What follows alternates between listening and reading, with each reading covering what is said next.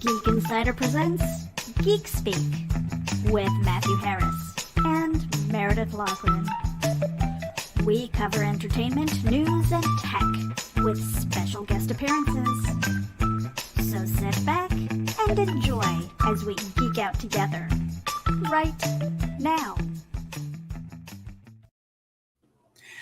Good morning to everybody on the East Coast and good afternoon to everybody in England. I have two special guests here today, and they are part of Ashens and the Polybius Heist through Relentless Films that is going to be released on November 19th. And I'm going to drop the overlay here and let them introduce themselves. Hello. Good morning. Hello, everyone. So with me, I have Riyad Barmania and Stuart Ashen. And so one is the director, bless your soul, and the other is a co-writer and actor. And if you've seen the trailer, which you ought to, and we're going to be sharing that out with our social media friends so that you can, it's a blast. So let me put Riyad up on the big screen here and kind of let you introduce yourself a bit. Let's see.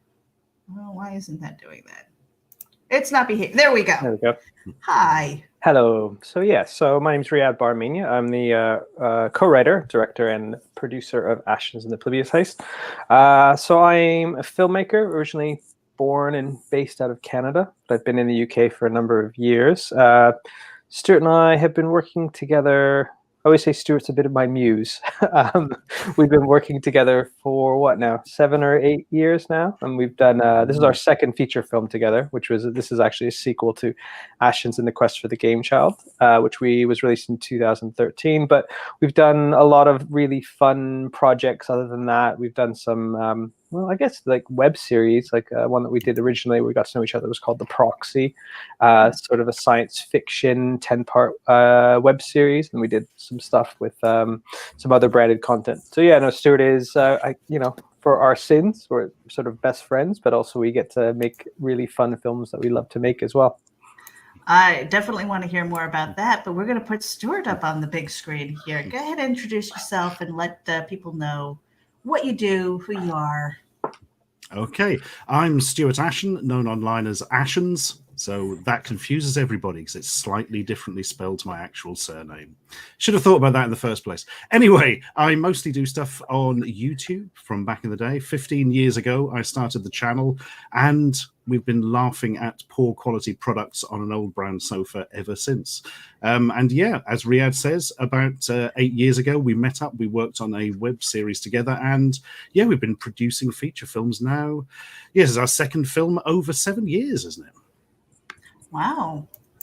So you two have known each other for a while then. Yeah. Longer than some marriages. Yeah, it was one of these things. I work for a company that no longer exists. It was called Channel Flip, and they were sort of around 2010, 2011. They were doing a lot of, I would say they were kind of doing the content on digital that everyone, you wanted to see. People were there doing innovative, interesting, reactive type of content. And they wanted to do this web series with starring a YouTuber. So Stuart sort of fit what there was a brand involved in it, but they wanted to do it, the best kind of branded content where there's sort of like some product placement and stuff like that, but you didn't really care that the brand was involved. So it was this really fun web series, and, science fiction. Stuart and I are big, geeks, and we love science fiction. But it was the first time that I knew, and I don't know if things were being made in the US where actually it was like a high quality film. So my background was like independent film. So I was brought into the digital world, and I didn't really know much about YouTube in terms of, I'd watch YouTube videos, but I didn't know about like subscribers and what all the fan bases and what the relationship was between the YouTuber and their audience. So it was a new world to me. So I just had a film that I had co-written and produced, had sort of had a small theatrical release here. So I was brought in to kind of do something that was higher standards. So I brought my film crew to make this web series. So we were shooting on, really good cameras, had a proper grade, sound mix, all that sort of stuff.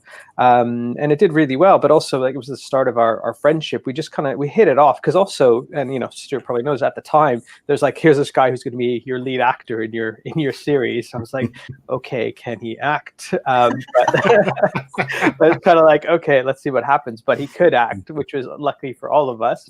But also, I think it's that thing of, as a director, you have these, when you become a director, you hear about these great relationships between, whether that's, the infamous sort of Scorsese, De Niro kind of relationships, between like a director and his cast or his crew.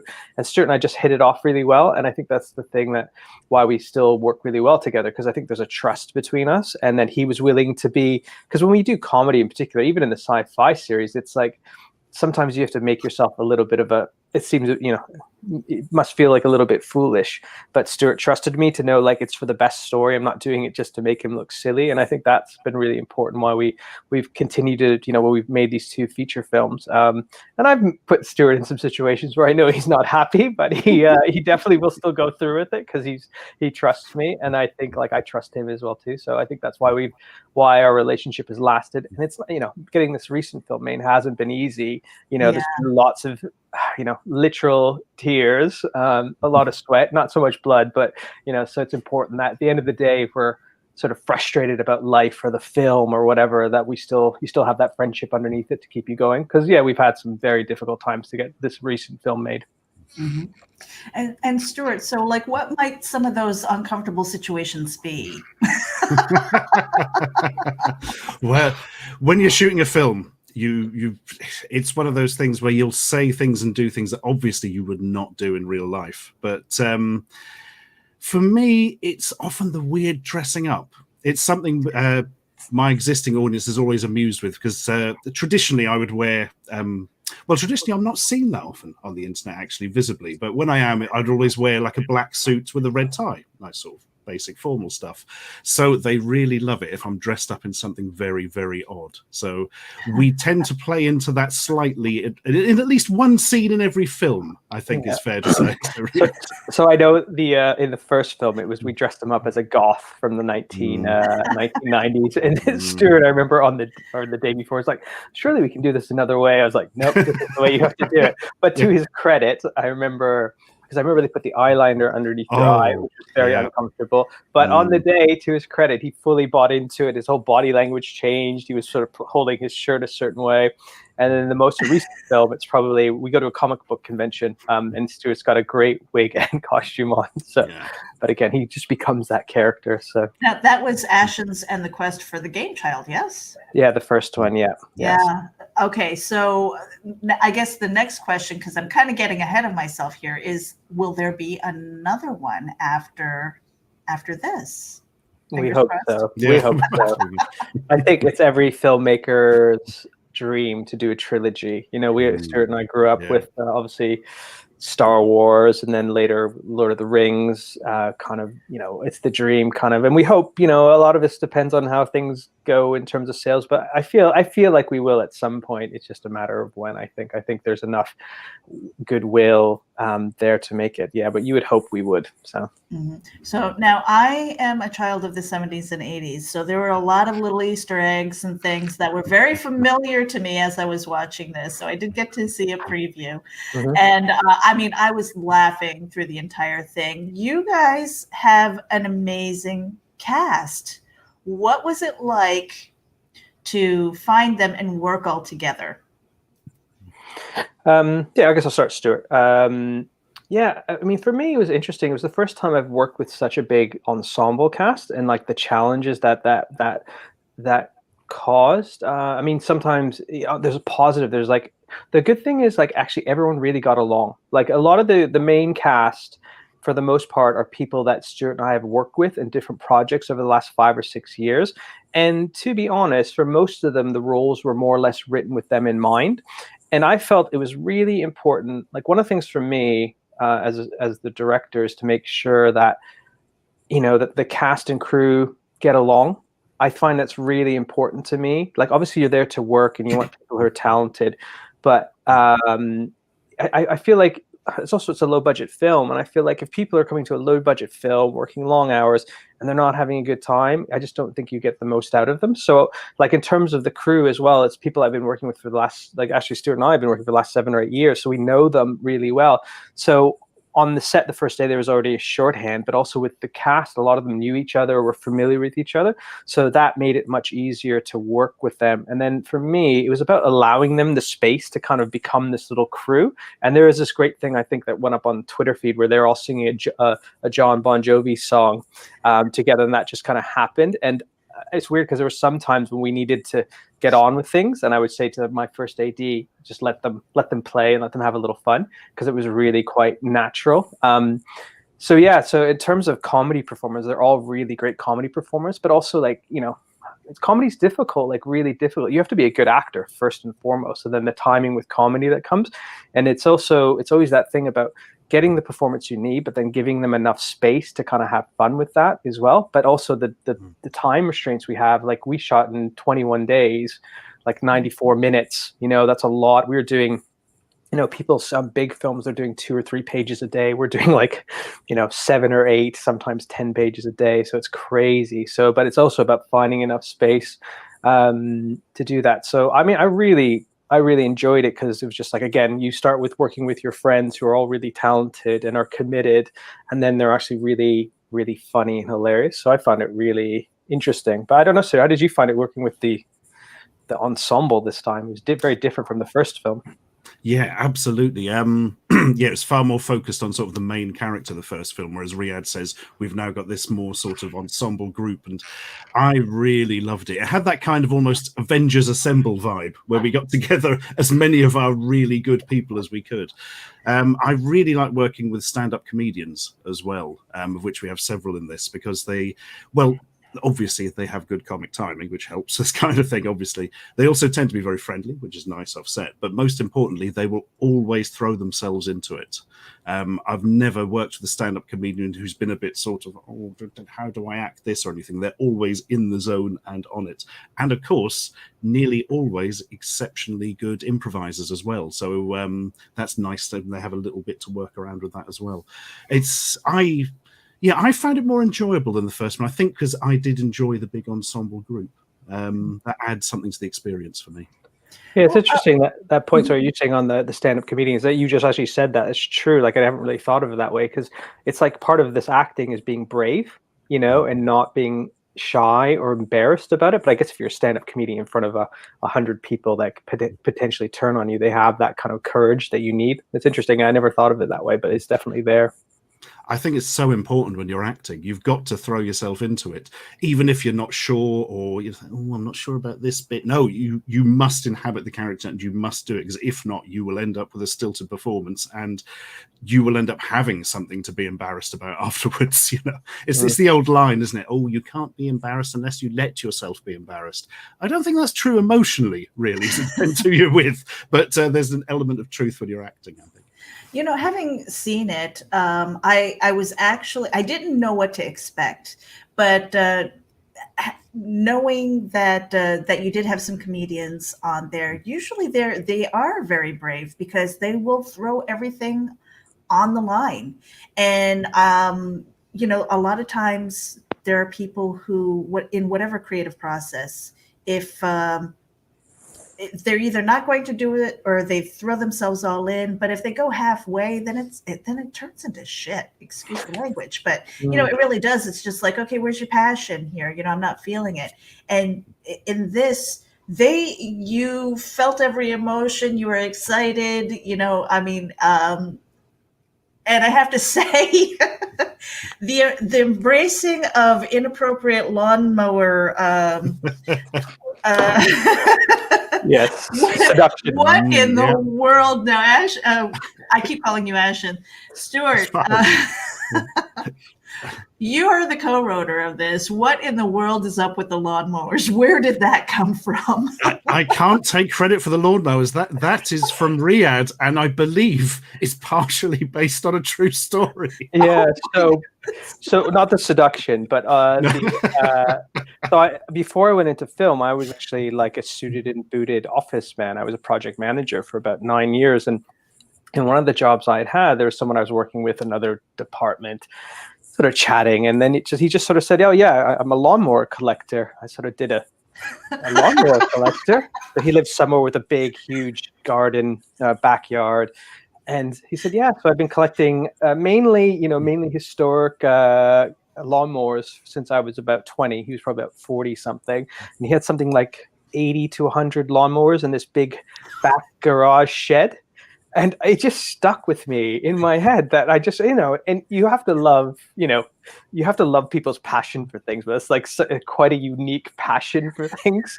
And then ever since then, every time I sort of like, there's another script I had written in an office comedy that actually it was in that story, basically this guy who was a lawnmower collector. And then when Stuart and I were working on the script and we were thinking of, when we'd written, there's a character, Stuart's sister, and we were trying to find something just to give her a bit of an edge. And then I thought, well, what about this lawnmower thing? It just worked so perfectly.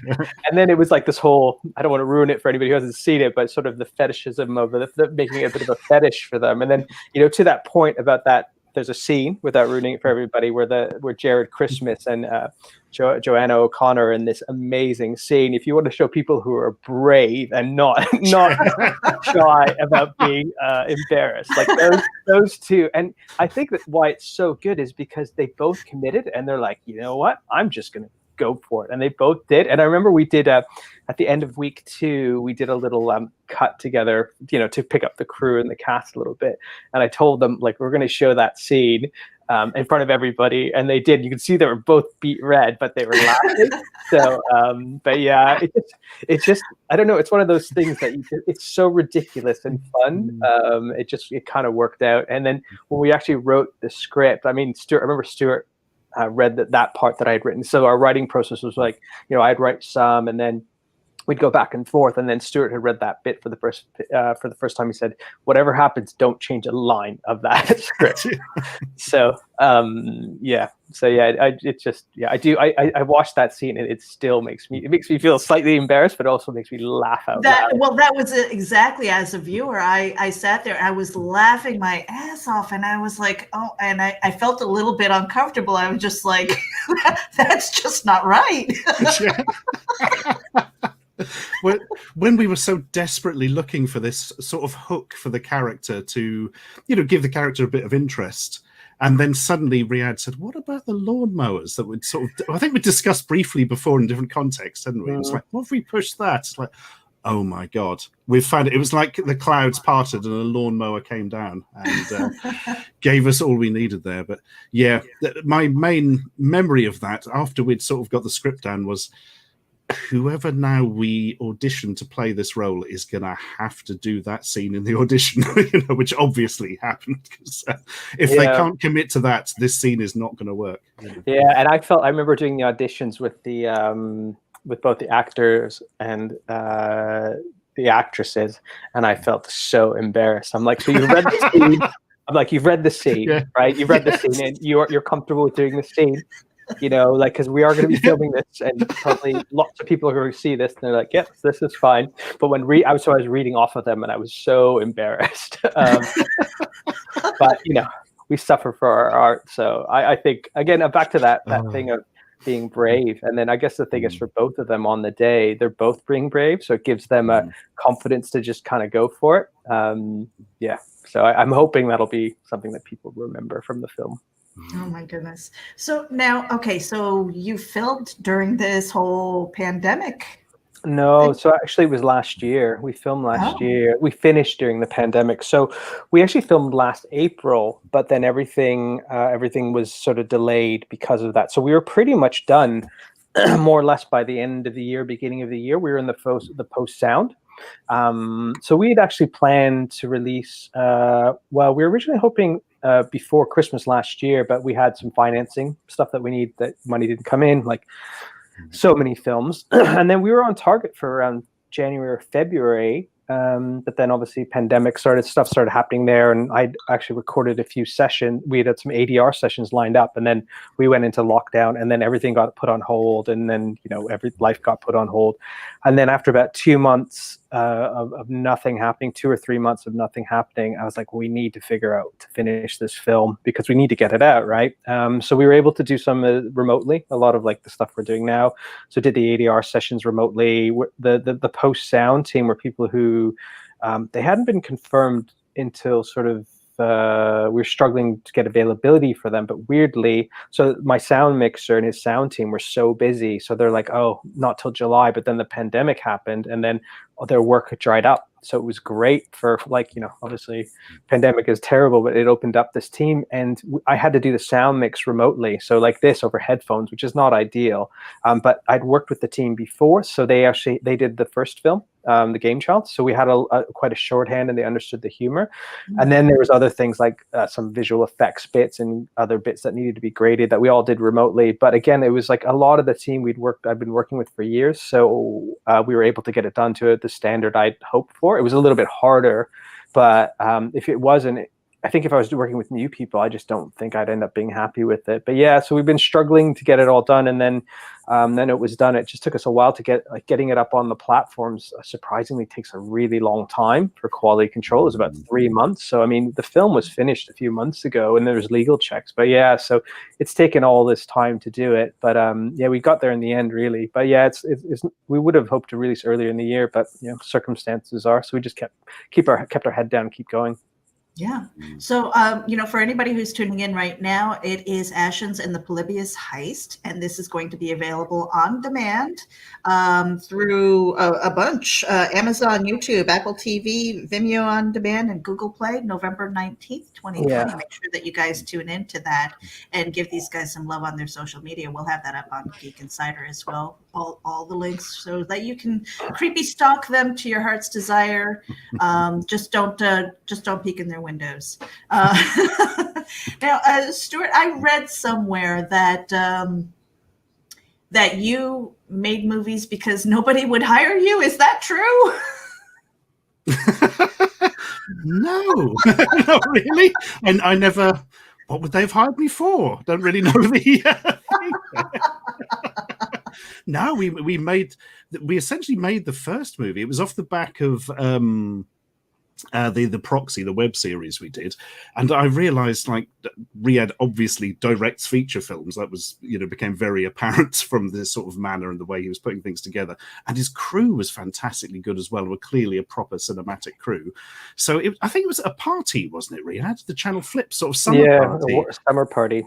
Yeah, we were chatting, and I said, you've got all the contacts, everything. Could we make a film? They're like, well, how would we pay for it? And then this sort of perfect storm came up where we realized we could half crowdfund it, half get money through a slightly Byzantine process from Google. So, yeah, it all came together there. And then because the first film was such a success, really, and people were clamoring for a sequel, it was like, right, let us try and do a second one, which we have now, after 7 years, finally managed. Yeah, I remember you came to me and said, I have an idea for a film. It was like, well, what's it about? It's like, well, I go on a hunt for this thing called The Game Child, and you explained to me what The Game Child was. Like, I'm like, yeah, I can make that. And that was it, really. And then we did. Yeah. So and so the first one was very, very different. Like a bit about the background of it. It was originally that was released for free. It was always intended to be a film that was released for free. So it was on a channel that no longer exists called The Multiverse, which was owned by that company. And it ended up doing, I think it was about 1.5 million views over like 2 or 3 years before it got taken down. And then we thought, well, we made this film, and you have to remember, this was like 2013, and putting a feature film up on YouTube, people are like, well, you can't do that. There's no way you can do this. This is before Netflix, before anything, right? Like, it's only 7 years ago, but Netflix, I mean, existed in some shape or form. And I remember people saying like, oh, so you're going to release it as like 10-minute chunks? We're like, no, feature film. Or you're going to do it as like, this, that. And they're like, no, we're just doing a feature film. And they're like, well, yeah, but it's not going to look very, because often you probably, YouTube movies, made by, how do I say this diplomatically, often don't look very good, aren't cinematic, and, maybe a reflection of, but there's always this mixture of like Stuart is a YouTuber, but he's an actor, and he actually, you know, we always wanted to be really ambitious, so we always have been a very cinematic approach, and even the aspect ratio was like, you know, 69 aspect ratio with the bars, or sorry, 2:5 aspect ratio with the bars, to be cinematic. And then we ended up getting a DVD Blu-ray release in the UK, which again was off the back of a film that was for free that sold okay, reasonably well considering it's a physical thing. And then we just had people kept asking about the sequel.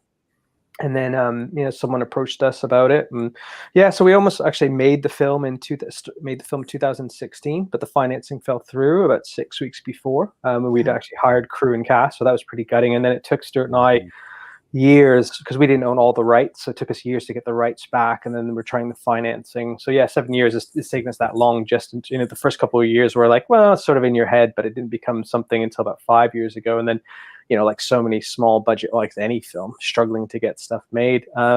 Yeah, so I think that's the thing. Like, you know, for us, back to your sort of original question about what us wanting to make things, it's like, well, we can make them, and you know, we've tried to set up this model of, you know, because it's really hard to get films made, as you know, you're quite aware. So we've done mixture of these things, of a bit crowdfunding, a bit of private investment, and make the films.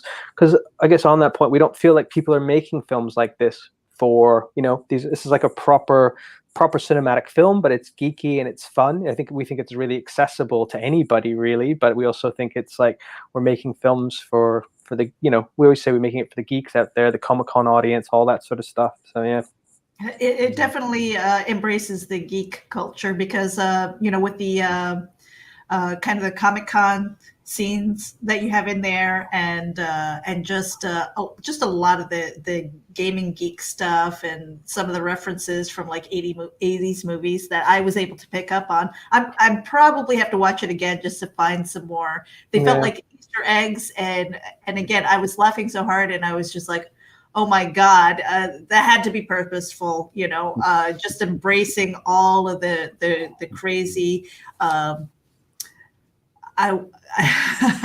guess, you know, like the uncomfortable, almost like there were a couple of moments, and it was probably the lawnmower part, where it was just that, like that uncomfortable, like American Pie. I want to laugh, but I'm like, oh, you know.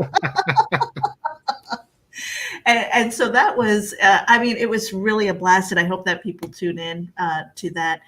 I love, because of Geek Insider, we love to get inside the geek. I love to hear about the Genesis story, about your path into how you got to where you are, because we have a lot of people who are independent creators in various levels of their career, and you know, trying to figure out where they want to go, what they want to do, and all that. As a young one, you know, was movie making something that you've always wanted to do, or was that just kind of like, oh, let's you know, maybe it was a hobby? And you know, because there are some people who they are at the crossroads of going, is this a hobby, or is this something that I want to do for a living? And so, like, what was that point for you where you said, this is the path that I want to go, and yes, it's something that I want to do maybe for the rest of my life? Well, when I was this be sort of early teenage years, I managed to save up to get a video camera, because I've always been kind of obsessed with getting something onto a screen, I suppose. I think this is something in common with people sort of my age, because it's so easy now in the digital world to just, you know, plug something into a television or a webcam and you're away. But back in sort of the late 80s, early 90s, that was a real task. You know, everything was analog, etc. I remember getting this camera and being so excited, and me and a friend just went and made just slews of really strange little movies I really wish I had now, actually, just to look back on, but they've all been lost on VHS tapes years ago. But he went on to become a television editor, actually, so he got in earlier. But from where I grew up, it wasn't the most you know, tip-top economic area or anything, so it just wasn't seen as an option. That's not something you can do with your life. You know, you can't make movies. No, you must go off and, you know, work for an insurance company if you want any money and all that kind of thing. So that's kind of what happened for a few years. And then with the advent of the internet, suddenly everything becomes a lot more democratized. And I was on internet video from day one. I started uploading videos before YouTube technically existed. I was putting things on Google Video. In fact, even before that, you had to download my WMV files from some sort of sharing site in the early days, and sort of stumbled onto it just through doing bits and bobs to amuse friends. But of course, the power of the internet is one small thing can be amplified to many, many people very quickly, which happened even, in the early days, 16 years ago or whatever, which then led me onto the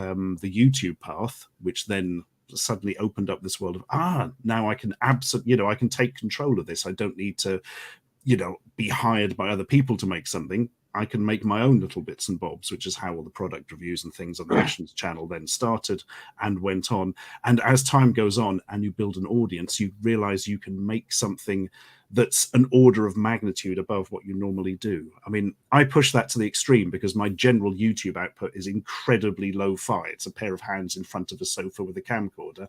And I basically do either that or proper cinematic feature films. And there's no in between. There's no middle ground for you. Yeah. No, exactly. It's either the cheapest thing possible or the most difficult thing a human can possibly make, with the possible exception of hand-drawn animation.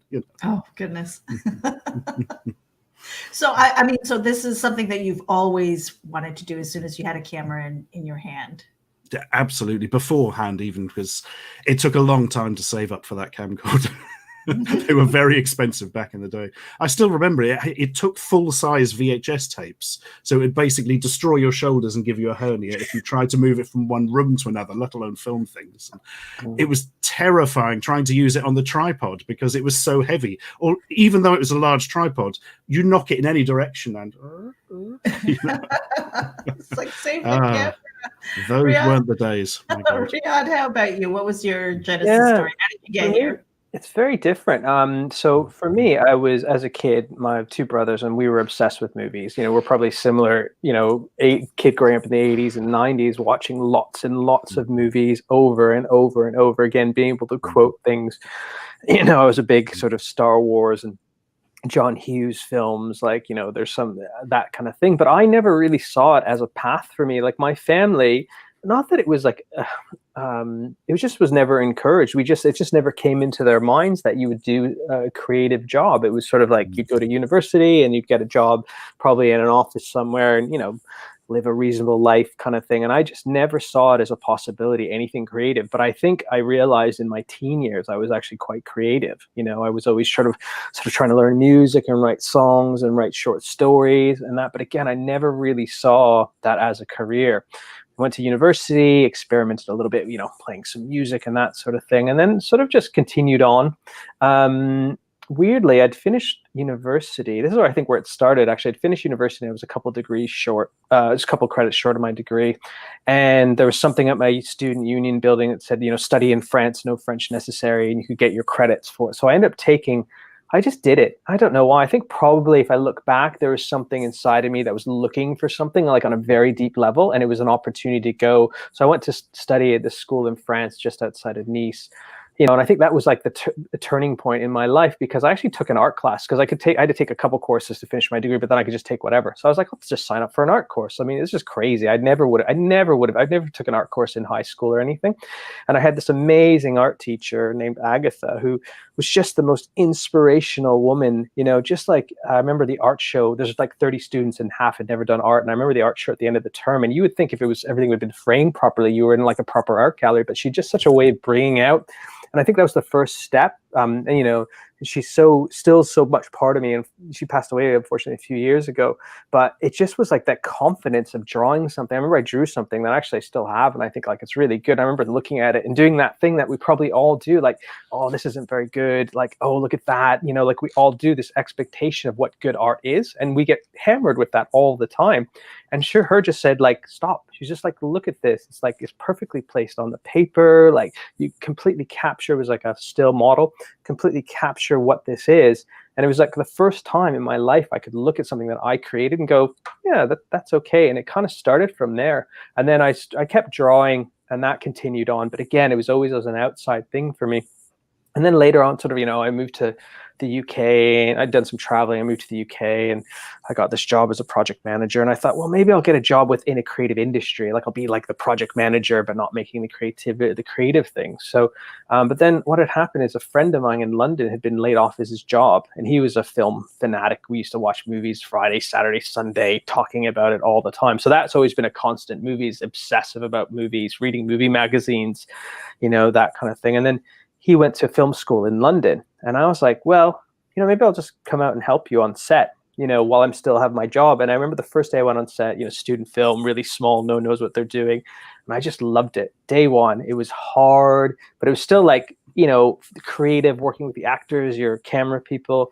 But also it's still like that project management stuff of mine was still really relevant because, it is like a film is a beginning and the middle and the end. So he was in that school for 2 years, and I basically went and helped out on, I think I did more productions than some of the students that were there. I would just help out on everything.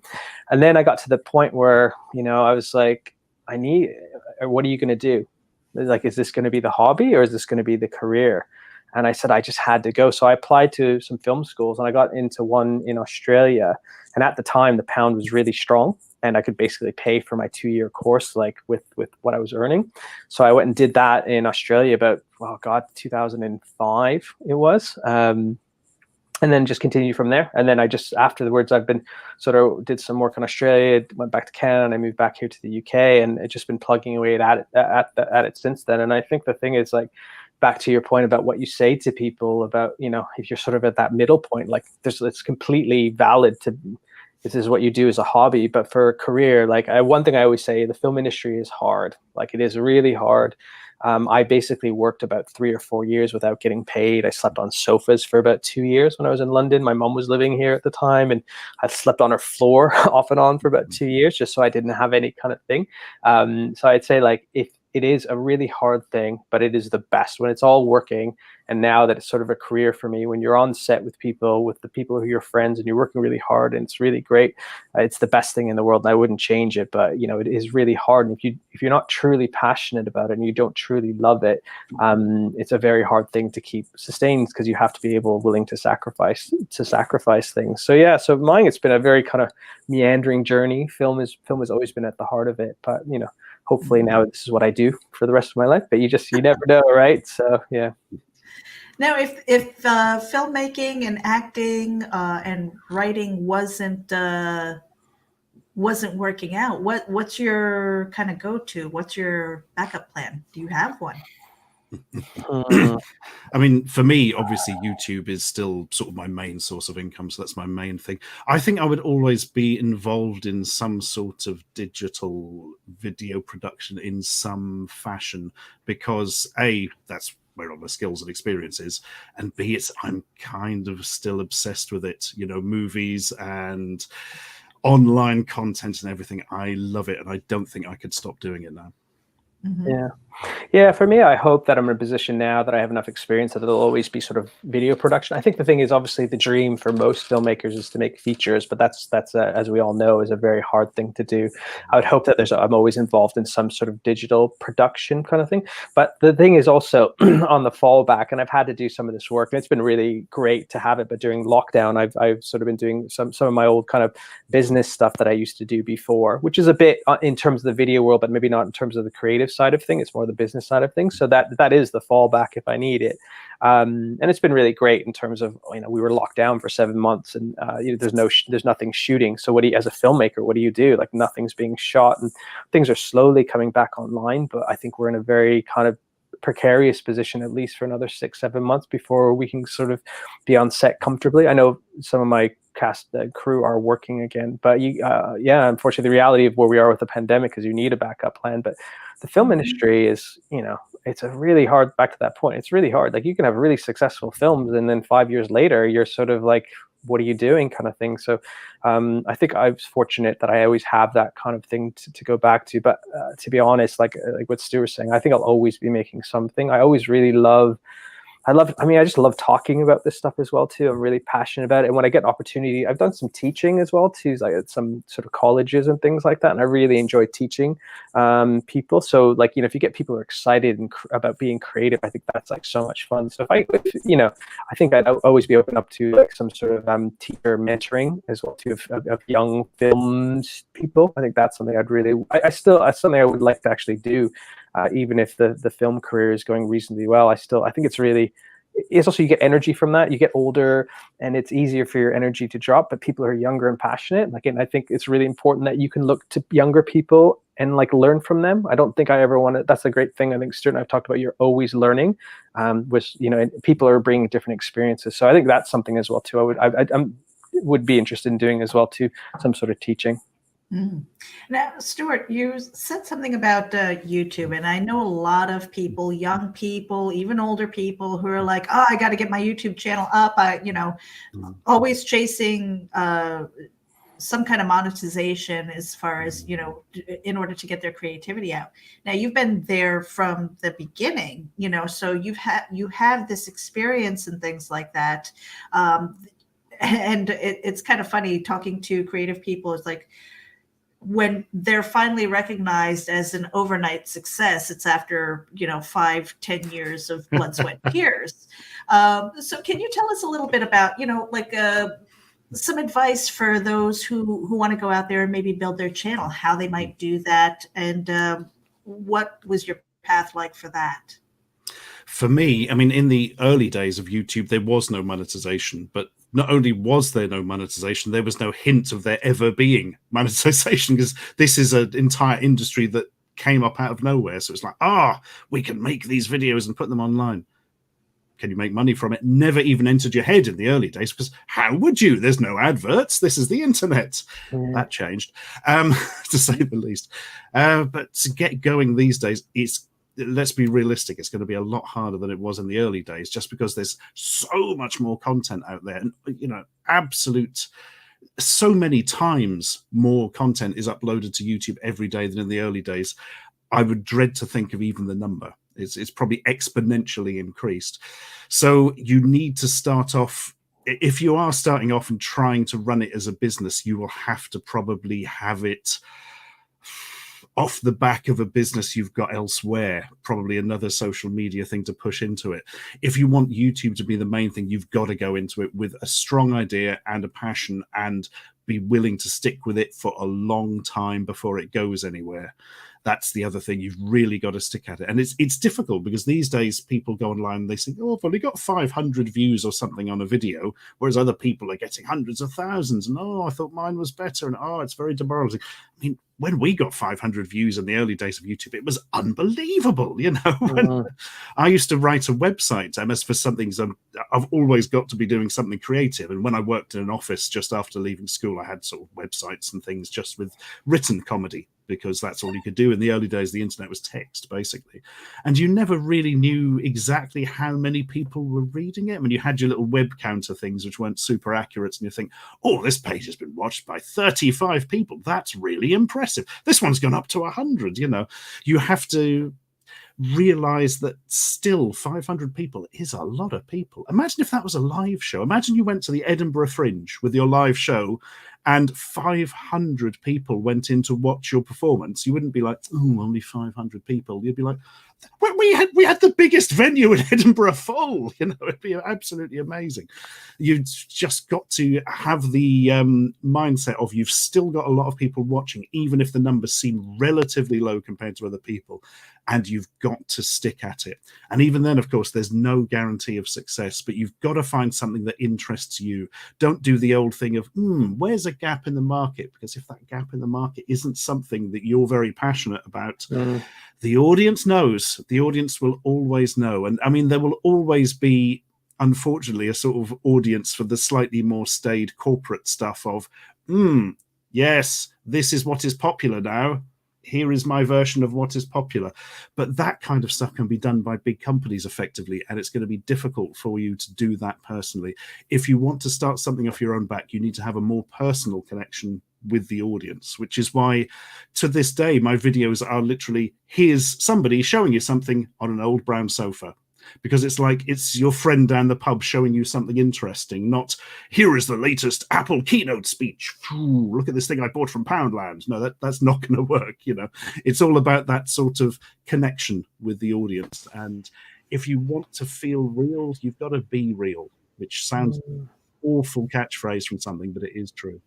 It's interesting, like Stuart and I, when I got introduced to this world 7-8 years ago, and Stuart was in this world, and I think at the time you had about 170,000 subscribers, which was just incredible. And now I think you're about 1.5. But so I've worked in the YouTubes mainly on the sort of creating branded content with YouTubers, with Stuart and other people, but how YouTube has evolved from that, even in that 7 or 8 years, and how it has become so much more difficult because of the way the algorithm works and the way the kind of the commercialization of YouTube. It is a difficult thing. The people that we are friends with, some of them who are in the film and some other people that aren't, the YouTubers who've been around at it for a while. Again, I think that point that Stuart said is you can go the way of doing something that's just make you reactive and what's trending, but I don't think that's sustainable long term. You have to be passionate and care about it. But like Stuart's been doing this thing for 15 years. It's really hard. Like I think when I speak to the people that are my friends that are YouTubers and have big channels and are making a living off of that, I think I wouldn't be able to to keep creative for that long. It's a really difficult thing. But if you're not interested in what you're doing, of course, it's not going to work, long term, because you'll just get bored of it and walk away from it. But yeah, it's a hard thing. How do you maintain that consistency? It's one of those things. If you've got into something you are passionate about and you enjoy doing, you can keep it going indefinitely by I suppose really you're ultimately, on some level, you're making everything for yourself.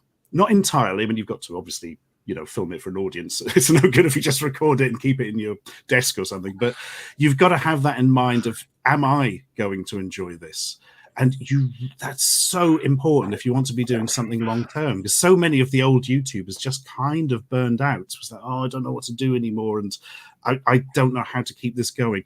And it's a thing of A, the passion, but B, being able to change and add things up slowly over time as well. You don't necessarily want to suddenly change your thing and, do you know what? From now on, I'm only going to review eyeliner or something, when previously reviewed mobile phones. That's not going to work for either yourself or the audience. But you've got to be able to mix it up and change things within the format you have as you go on, because that maintains your interest.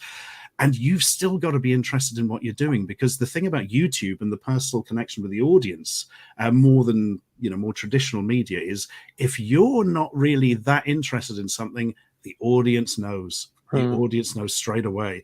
And you could be Tom Hanks, the greatest actor in the world, but they're going to pick up on it very, very quickly that you've not got the interest in it. Yeah. There's no fooling the YouTube audience, I don't think. Over can fool them over a few videos, but long term, they pick up on a lot of that. They pick up on that stuff very quickly. Absolutely, even if it's subconsciously, and they may not think, "Oh, he's not interested," but it sort of sits in the back of the mind, and then suddenly they're not watching your videos anymore, and perhaps that's why. A lot of people don't seem to understand, to what Riyad, you were saying earlier about branding, is a lot of people, they don't connect to the brand. They connect to you. People connect to people. They don't connect to things necessarily. So that whole presentation and the love of what you do definitely does shine through. And I think people who are chasing down their numbers, and maybe, that whole, with the social media, especially that whole follow for follow, it's like, well, why are you following that person if they're not going to give you any kind of value to what you're doing as well? Why would you do that? And so I think that there are a lot of lessons to be learned and best practices to be practiced in order to grow those social media.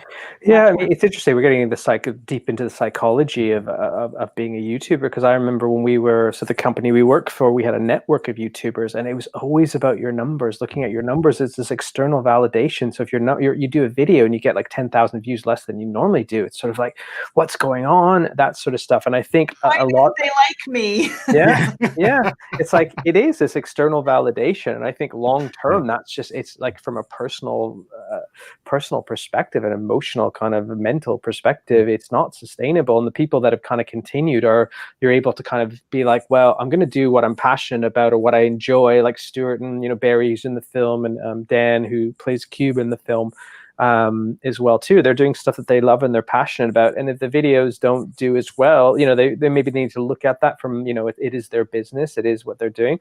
But ultimately, if you're putting purely your self-worth as the number of views you get on a video, that's a very treacherous road. Then quickly, you come careening off that road really quickly. And I remember people coming into the office and being like, I don't know what's going on. This is gone. But it's just like, you need to, at some point you can't. It's just not a very healthy thing long term. Yeah, you can't pin your own sort of personal success and emotions on a number, because there's all sorts of factors which could be affecting said number, especially when it's YouTube views. To actually have sort of your health and your sort of mental state entirely around your popularity with numbers, that's not going to do anybody any good long term. And YouTubers have crashed and burned over it more than once. Mm-hmm. Well, I want to turn it back to Ashens and the Polybius Heist again, for anybody who's tuning in late, or if you are listening on the podcast. So this is going to be available November 19th, video on demand. Make sure that you guys tune into that. We're at the 50-minute mark, guys. Too easy. The hour has kind of gone by really quickly, but are there any Easter eggs that you can kind of give us? Is there anything that has carried through from Game Child to Polybius Heist that might carry into the third one, whenever that might come out? Is there kind of like a common theme? Well, I think the thing is, like, I guess we created in the first film, we created this Ashens universe, right? Which is sort of like, Stuart is this YouTuber who reviews things. So we took this universe and kind of created, it's kind of like, I guess, like the first film, it definitely has an Indiana Jones feel, the sense that Indiana Jones is, this university archaeology professor by day, but at night he's doing this other thing. So we created this universe that, and again, I think to that, it's like whatever universe you create, you need to stay true to that. And I think that's really important for a lot of films where, they step out of that universe, it doesn't feel. So we created this universe and you have to believe in that universe, and the characters all have to be part of that universe. So we've carried that across. I mean, they are standalone films. You don't need to see either one of them. Obviously Stuart, that character's continued. There's the Jeff Excellence character has continued. But they are separate and standalone. I guess they're just part of the same universe, I guess, is the same thing. And I think also on the point that you were mentioning about Easter eggs and things, we do have a lot of nods across both films of these sort of nods to films or games or other things. But I think one thing it's important to say is that I don't think we're very careful, and that these things can stand alone, that you don't need to know any of the references. So in the first film, it's got some specific characters to Stuart's kind of world on his YouTube channel. But we made a point of introducing them so they stand alone in that film. And both films, we have that. So I remember there was a woman who worked for a production company who's done some, I think she was involved in Peaky Blinders. So like a proper, making amazing stuff. And she saw the film. She ended up seeing the film, and she sent me this amazing email saying, I don't know anything about these guys. I don't know any of the references, but I really enjoyed this. I laughed the entire way. And I think that's really important, that, it's great if you know those references, but you don't need to. Like, my mother-in-law, who's in her 60s or 70s now, has seen the films and doesn't know any of this, and she still gets that. And I think that's really important. Like, there's stuff for the geeks and the insiders of things, but it's really important. But again, I think it's being honest within that world. We're not doing a spoof or a parody that you see in some other films. So it's important that within that universe, it stands on its own kind of thing. But yeah, I think if we were fortunate to make a third one, it's sort of, again, within the Ashens universe of collectibles and the geekiness. I think that's probably a theme, that the geekiness and stuff like that is a theme that's all the way through, which we very much love. And, we think our fans love that stuff as well too. Mm-hmm. Now, I guess the other thing that I wanted to ask is, I've seen a lot of people launch their own podcasts because of the shutdown and everything. Is that something that you have thought about? You both have great voices. Well, thank you. I always think my voice. I think my voice always sounds. I think Stuart's got a great voice. We did some voiceover work, and I'm like, Stuart, you need to get into voiceover work. But I always think my voice sounds a bit squeakier than I think it is. So, yeah, Stuart, you used to have a podcast with Barry, who's in the film. We did a podcast for a while. Yes, we did for a bit, didn't we? It was our second sort of incarnation of a thing we did called Barshens, which was firstly more a sort of, I don't know, a crazy variety show kind of thing. It's a hard one to describe that. And then we had a sort of second iteration, which was more of a podcast, which we did for several months. That was quite good fun. I have a podcast where I just speak to people I know for people who are on my Patreon. That's a Patreon-only thing. But I've actually got a couple of podcasts in the works, but I can't really get working on any of them until obviously the film is complete and it's all out there. Excuse me.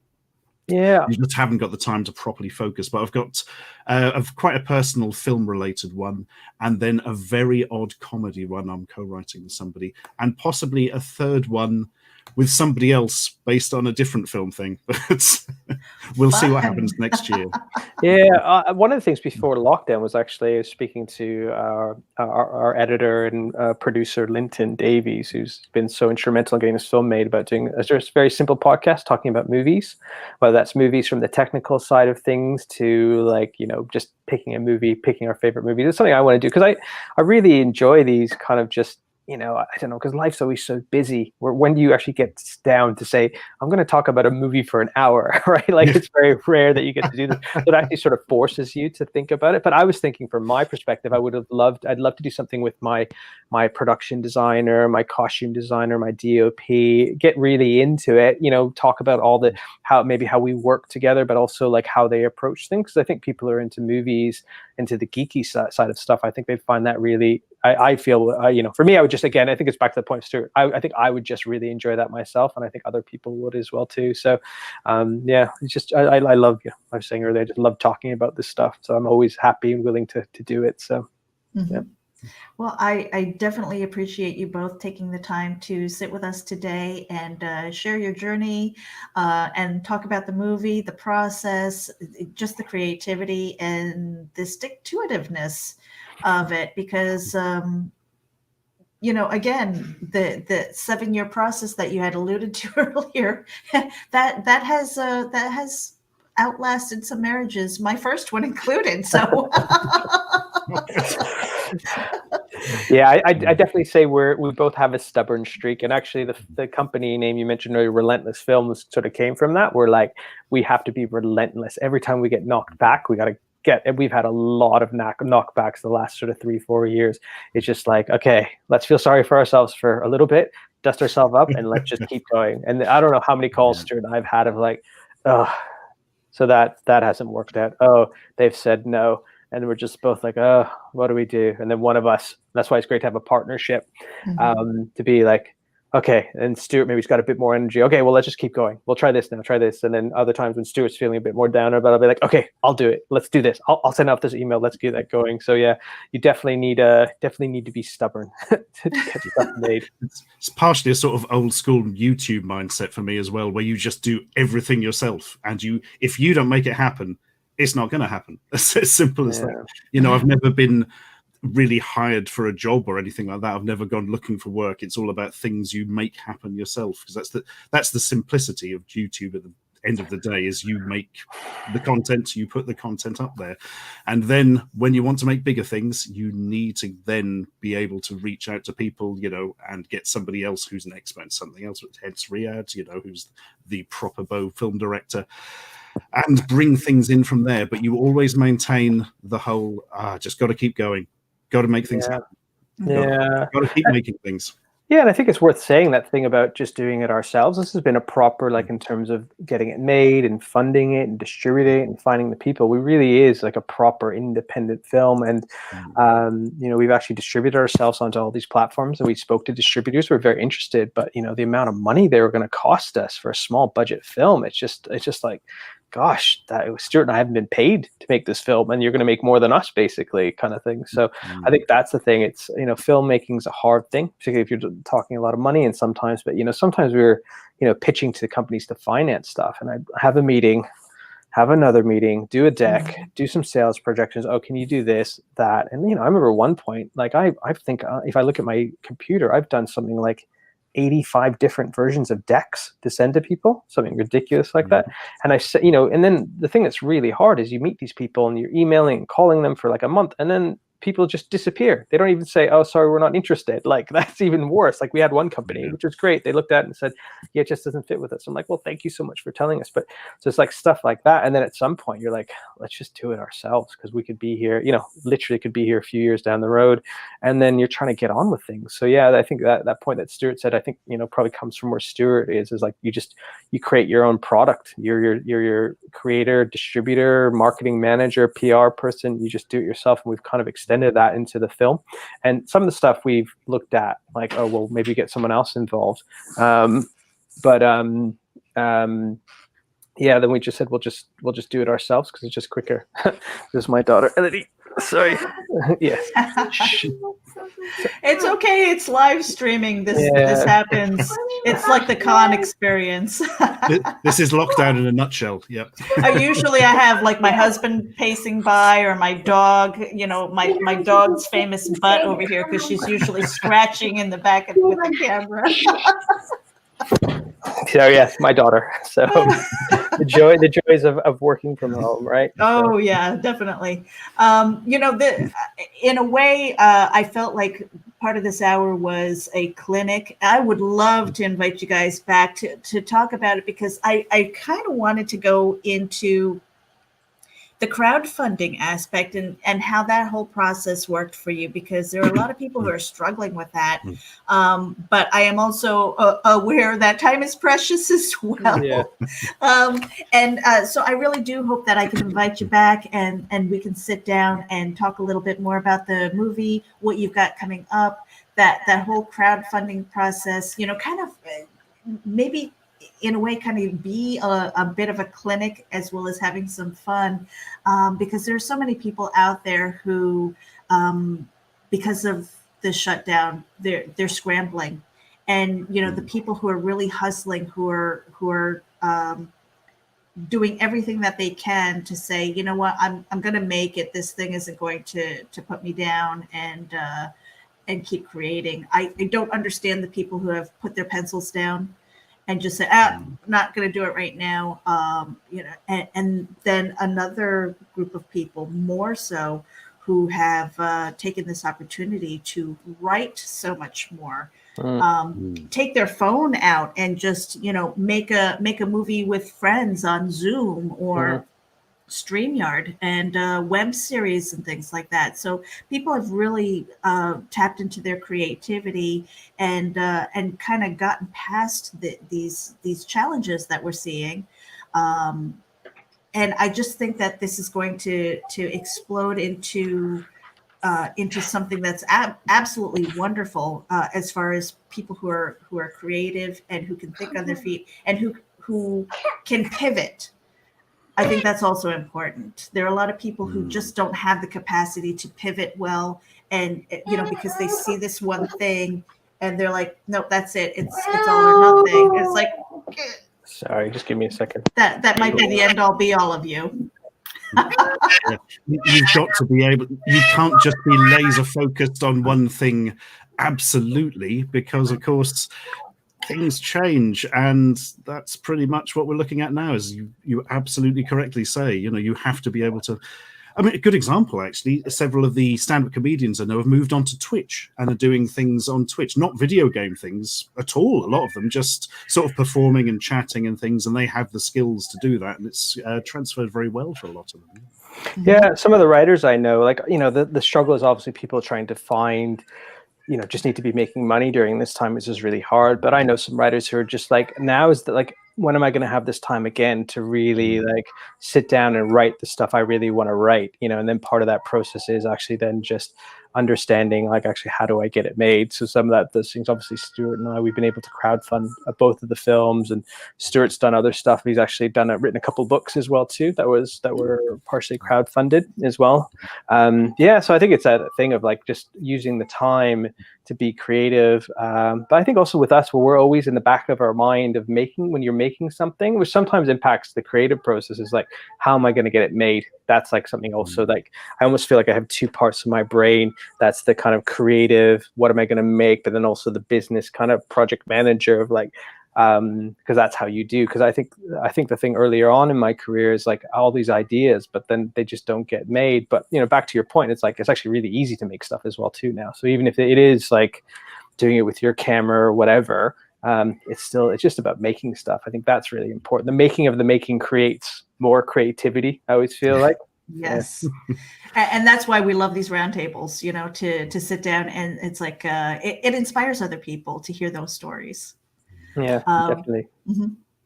Now, I'm a huge believer in crowdfunding because it's, it cuts out what is quite often an unnecessary middle step. Not always, but, if you can get it straight to the creators who can make things, that's a great way of funding something. But my one bit of advice on crowdfunding is it's probably not going to work unless you've got an existing audience you can contact. People sometimes think they can crowdfund something and build the audience through crowdfunding. It doesn't work like that. I mean, maybe it has once, but I'm not aware of it. Generally, you need the contacts before you begin the crowdfunding, or people just won't see it and won't be able to connect to it. Yeah, we're quite fortunate because obviously Stuart does have this existing fan base, so we're able to tap into that, and then that just sort of creates. The challenge of crowdfunding is, and I guess the thing is, if you don't have much of an audience, you're probably not going to raise a lot of money, but maybe then your project reflects that. Like some people will do short films where they're looking for $5,000, and that's potentially possible because there are people that are on there will just fund interesting projects.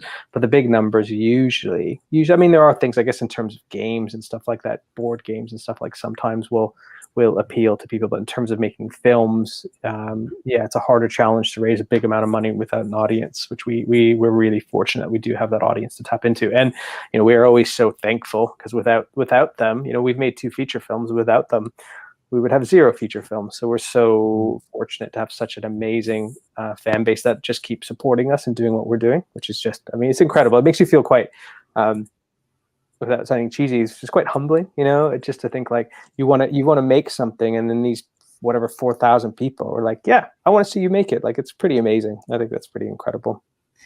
It definitely is, because it's that audience beyond mom and dad. Yeah. Which is so hard to reach sometimes, especially when you're trying to ask for funding. It's like, please like me enough to throw $5, $10, $100 at me. yeah, not easy. Well, I actually have the trailer queued up, and I can't play it without express written consent. Would it be okay? Absolutely. If I played your trailer? All right. So for anybody who is watching, actually, the trailer is over on Ashens. I think that's your YouTube channel. Yes. Yeah. That's it, And exactly. and then so make sure that you are tuning in and hit the subscribe button over there. Give them a like and a share. And let me see if I can get this working here. We'll do that. Add that to the stream. And so here is the teaser to Ashens and the Polybius Heist. Professor, don't say a word. This is our target, the Polybius. Have you ever heard of the Polybius? It's an urban legend. It's just a myth. It's way too dangerous. Ashens? Ashens. I am a collector of incredibly rare but totally worthless collectibles. Whatever. I'm putting together a crew. I can guess while you're here. Okay, I'm in. I'm in. Let's roll.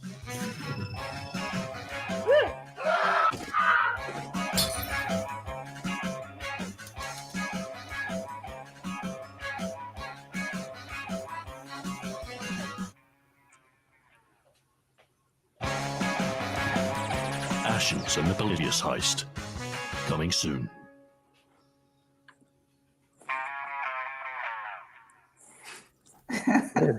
So much fun. Now, usually at the end of our live streams, we usually ask our guests one question, and we're trying to collect them all. So whoever wants to, hold on a second, let me just close this out. Whoever wants to answer first, let me know. But if you could go back in time and give your younger self one piece of advice, what would it be? That's a question. Oh. I suppose the ultimate answer is I wouldn't, because you could create all sorts of causality problems and collapse the universe. But that's just from watching too much sci-fi.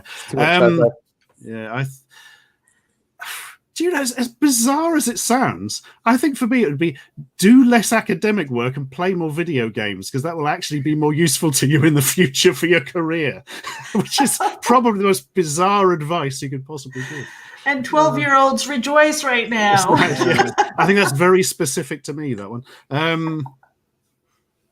I think for me would be, I don't know, it just sounds like to follow your passion. Like, follow your passion.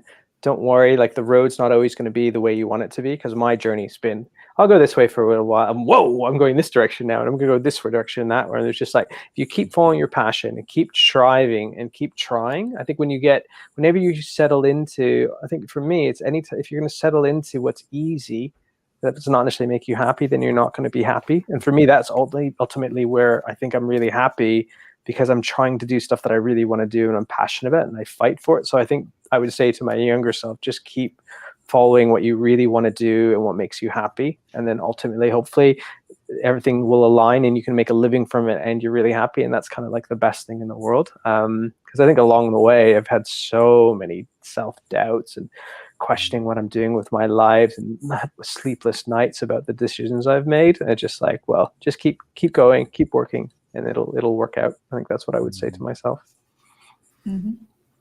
I think the most useful advice I could give to myself is not to trust a specific person. I can't go into any more details, but I think everybody's got that in their life, isn't it? There's that one thing. Be careful. There's one thing, that, and be careful how you fall asleep when you go on holiday to Hong Kong, because I somehow managed to pull my shoulder out and it's never been the same since. Oh, I was going to say, oh my goodness, do you still have your liver? Yes. Yeah, I've got both of them. I'm fine. Yeah. And usually the follow-up question is, would you have listened to yourself? Or would you have been like, who's this old dude? Yeah. I think my younger self would be like, I don't know what you're talking about. That makes no sense whatsoever. Yeah. I think probably it wouldn't be my younger self. I think if I think probably where that advice would have been most helpful would have been about 23. I think that's when the advice would have been most helpful, because there was a lot of angst in my 20s and early 30s of that. So yeah, I don't think 12-year-old self would have understand what I was talking about. I just wanted to watch movies and play video games and run around with my friends. Mm-hmm. Yeah, I don't think I'd have listened, especially if an old man came back in time and went, play more video games and do less work. I'd have gone, no! I want a good job and a stable life. And I think probably the best advice I can give myself, actually, with hindsight, is when I was on a sort of very low spot, having worked in offices for many years and very little creative output, because this was the day slightly before the internet, it would have been, don't worry, this isn't forever. Yeah, like I said, I think at that point it's like it's there's always the opportunity to change. And I think that's the thing. Like maybe not younger selves is like I kind of was at that point as well too. Is like, well, what am I should just stay in this job, and I sometimes know people who are in my age group are kind of stuck, thinking, well, there's nothing I can do about it now. But I think you always can. I think you can. Like sometimes circumstances make, don't get me wrong, there are circumstances and environments where it makes it harder, but I think at least there's a potential of always changing things to for your better, to make it happy, make you happier, but not always easy. Well, on that note, guys, I'm going to let you go. Thank you for spending the time with us, sharing your story with Geek Insider. And so anybody who's tuning in, this is on Geek Insider YouTube channel. We're on the Geek Insider podcast.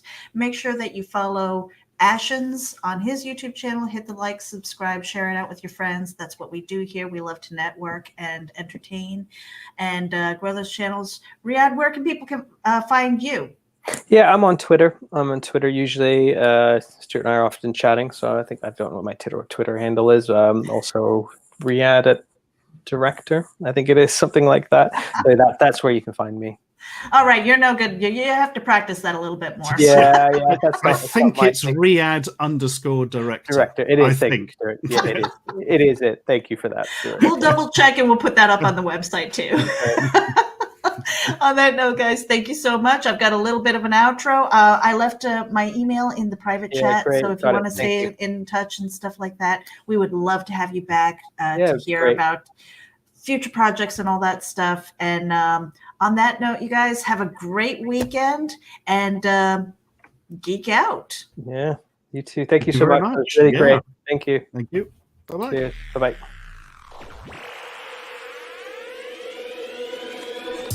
At Geek Insider, we foster relationships with those in the geek sphere so we can give our audience the insider view of entertainment, tech, and more.